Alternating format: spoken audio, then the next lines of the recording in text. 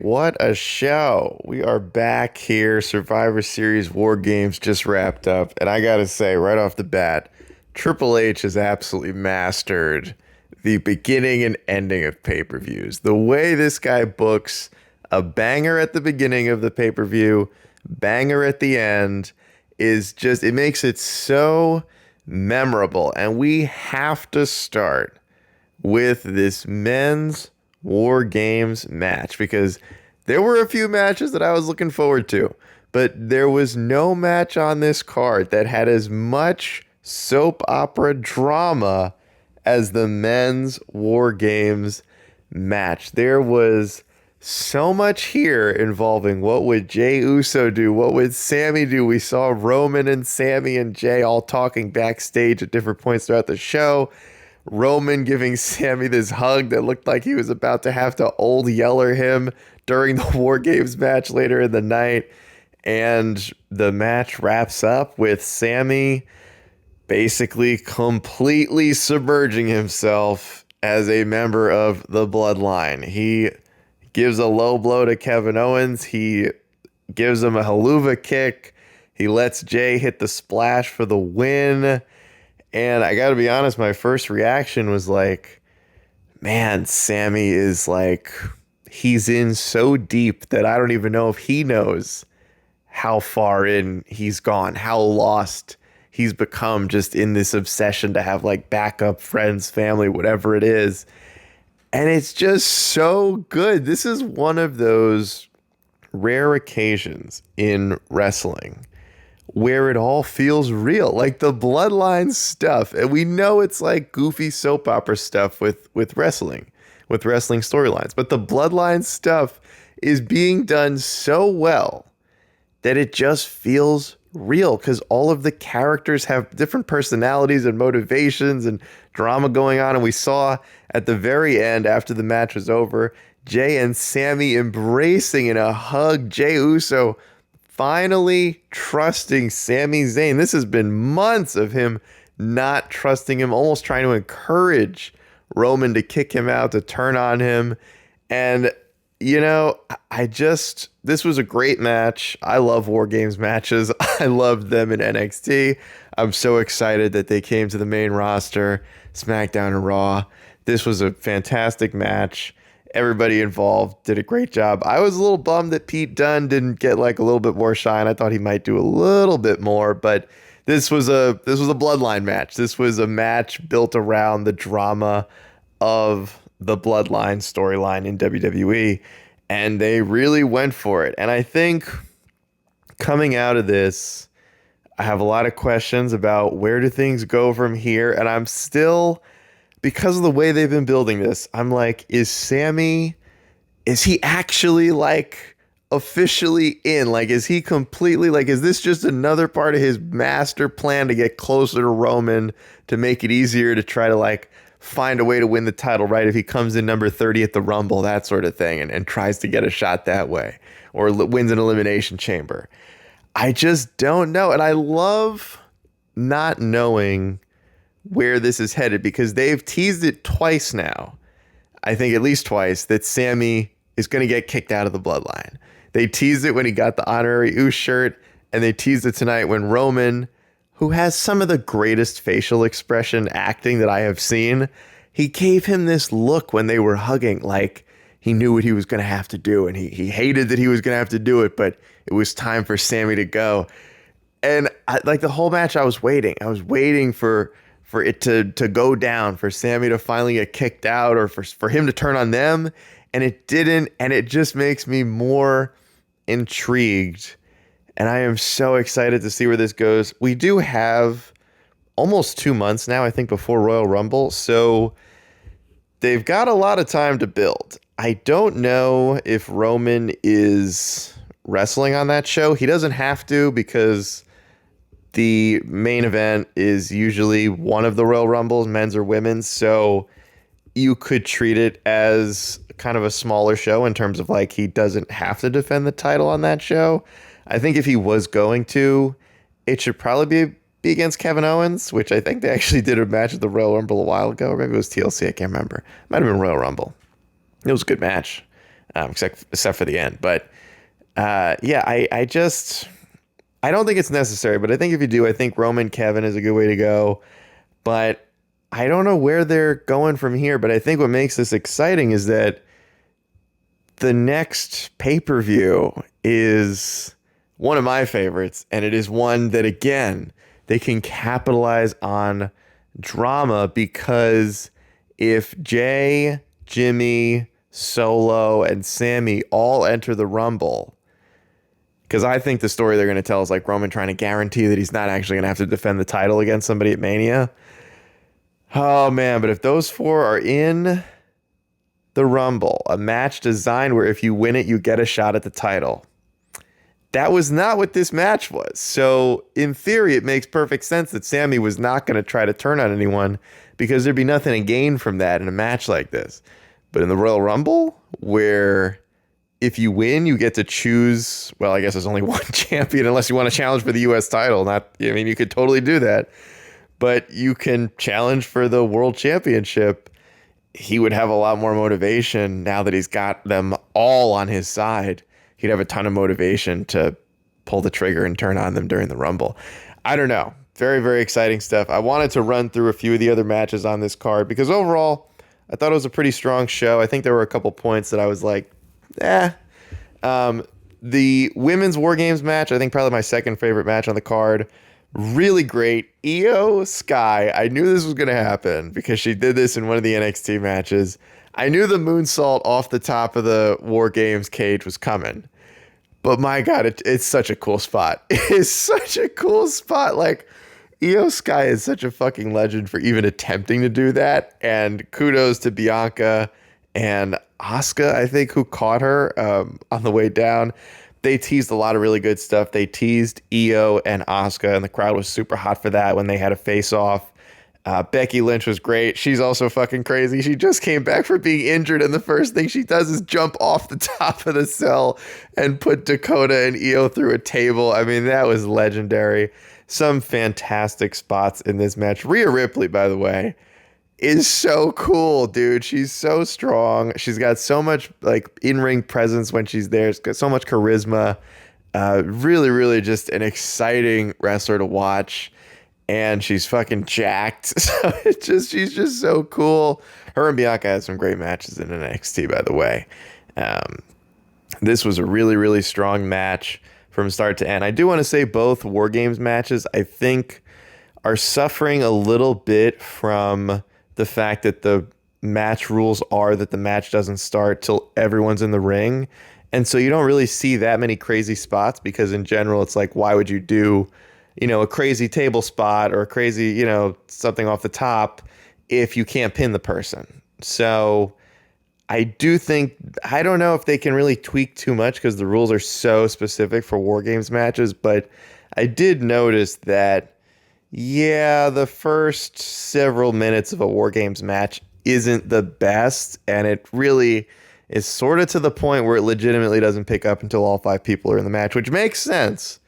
But I'm just saying that there is a little bit of a lull at the beginning of these matches, and I don't really know if there's a way to fix it.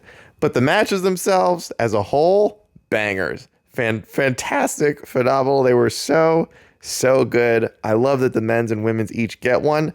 I think the only issue with the women's match, because as a match, it was super solid and they had some amazing spots. The only real issue is that there wasn't as much drama in that match. That match really did feel like a lot of like, just add another person until we each get up to 5 people. Because there were like some small rivalries in there. I did like the Nikki Cross Alexa Bliss that they actually called back to the fact that those two had a rivalry. I was like, oh shit, that's right. They don't like each other.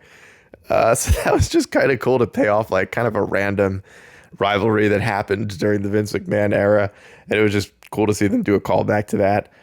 There was a lot of NXT history in this match, which I think is kind of tough for them to talk about because of the way NXT was treated by the previous administration. But overall, women's War Games match, really, really good. My sleeper pick match of the night, though, gotta be honest, the triple threat match for the U.S. title. Austin Theory wins the United States Championship. Want to start out by saying, phenomenal finish to this match. I have seen the Seth Rollins superplex Falcon Arrow spot so many times, and it's a great spot. I love a superplex, and it's a really, really good looking spot. He executes it perfectly every time.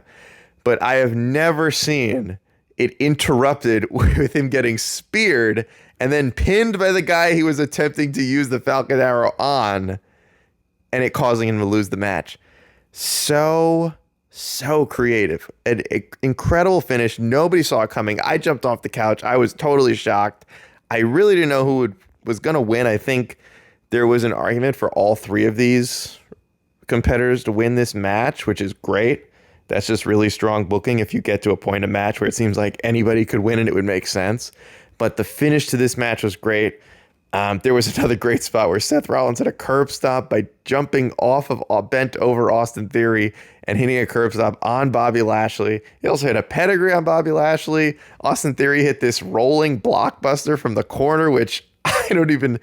Dude, Austin Theory's so good. He's so talented. I'm so glad they got that stupid fucking selfie gimmick off of him. They took the dumb briefcase off of him. They gave him the U.S. title, the most prestigious title on Raw, by the way. It's also the only men's title on Raw. But really, really good to see him get that title. I think for anyone that thought he was getting buried a couple weeks ago, that is obviously not true. Triple H is the one that signed this guy, and he really believes in him, but he did need to sort of fix a lot of the things that were wrong with Austin Theory. Mostly that he was being presented as a giant douchebag who smiled and took selfies all the time. So now that we got that out of the way, I'm like legitimately excited to see what a real United States title run with Austin Theory can be. I just don't really know where Seth Rollins goes from here because they already did the title change now. So you could still book a one-on-one with these two because they still have not had, at least in a little while, like a clean one-on-one match, which I guess would be a Royal Rumble match. Although, again, it's tough with the Rumble because realistically, it makes more sense for just everybody who can enter to be in it, especially those two being so talented. You know Bobby's going to be in it, probably Lesnar. Maybe they eliminate each other, and that's how they set up the Mania match. That's how it used to be back in the day. Whoever you got eliminated by, that's who you wanted to fight at Mania. So that was very, very cool. Very, very cool match, dude. It was so good. If you haven't seen this match, highly encourage it. I love triple threat matches, and one of the things they did great in this one was that constant action between the three of them. Very few instances of it just being one-on-one in the ring, and I really, really like seeing that kind of stuff. We also had the AJ Styles versus Finn Balor match. This is probably the match, just as a Bullet Club fanboy, that I was most excited for. I think there's a lot of good drama in AJ and Finn. The only problem is that I really don't think the mainstream WWE audience cares about the AJ Styles Finn Balor history, and it's still kind of, I don't know, inconsistent the way they refer to Japan, New Japan, Club. They said Bullet Club like once on commentary. Like it's kind of strange. I don't know.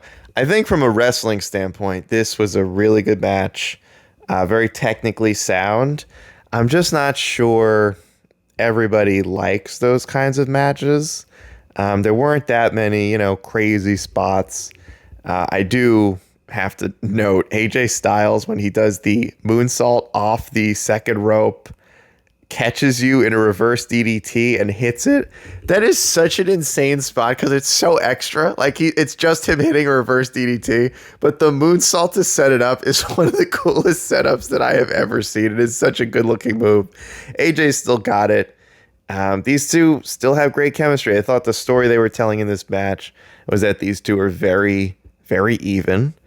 And, a lucky hit from AJ, just one more hit than Finn Balor could land, and he pins him for the 1-2-3. My only thing here is that they both came out with their factions, right?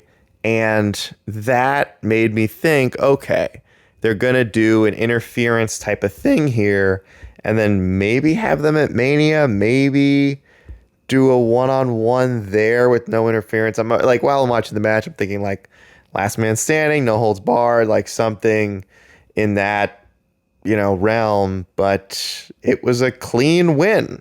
So, I mean, there's not really much to prove if you're AJ. At the same time, I've already said this before, AJ Styles has been losing a lot of matches, and I like seeing him win.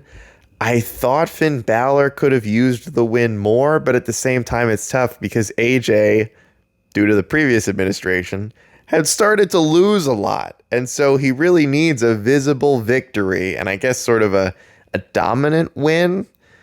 And so that sense of the booking I understood, but I guess I still want to see these two do more. I know they can do more. They can take it to another level. And I feel like they just left a little bit out there that I would have liked to see maybe take it up just one more notch. So I hope we get more of them. I'm just not really sure how you get there based on how this match finished. The last match is really not worth talking about because it was terrible. Ronda Rousey, I don't know if she's actually gotten worse since they brought her in, but she is one of the worst women's champions I think I've ever seen. She has almost no in-ring chemistry with anybody that she is in the ring with. And there was a time when I really wanted to see Shayna versus Ronda Rousey, and I mean, I still think maybe that match has some potential, but I'm going to be honest. I think you got to get the belt off Ronda as quickly as possible. End this experiment. The crowd was not into her. I really don't think the fans have been into Ronda for a while. And, Shotzi, you could see when the match started, she was emotional. She was getting her shot at the title. This was just not great. It was a not great match. Sloppy. Crowd wasn't into it. I wasn't into it. It got like 5 minutes. It just felt weird. It also felt like if Bianca wasn't in the War Games match, she would have been defending the title instead, because this was very thrown together because I guess they just didn't have another match to put on the card, which might have been okay. It's cool to see 2 women's matches. That is cool. But when one of them is this bad, it sucks, man. You want the women's matches when they're finally getting, their due. They're finally getting more pay-per-view time. And then we get matches like this, and it's just like, man, there's so much potential. And instead, the title is sitting on someone who just, it's just not working anymore. Also, real quick, back to the women's War Games match. Somebody please check on Alexa Bliss, because when that match was over, this girl looked so depressed, just like had to be reminded to like look at the hard cam and like smile or something. I don't know, man. The last like several weeks or couple months, Alexa's looked like she doesn't want to be there anymore. And I don't know. It's just something I picked up on at the end of this match, and everybody else was like celebrating, and then she was just like, ready to go home. And I don't know. It's been like that for a while. But this was a strong show. Ever since Triple H has taken over, the pay-per-views have been really, really strong. He's giving these people time. I'm so excited that he actually brought the War Games match to the main roster. This is awesome. I hope that the crowd, and I hope that the main roster fans that are watching these matches for the first time, I hope you guys enjoyed them. I hope that means that we get more of them. And I'm excited to see what the future brings for all of these outcomes going forward. Thank you guys for tuning in. These were the initial reactions to the show. We might dive in a little bit deeper with Frankie later on if he gets to catch anything, but we'll see what happens there. Thank you guys for tuning in. This has been Chris. I'm out. I never answer to no, man, I still go.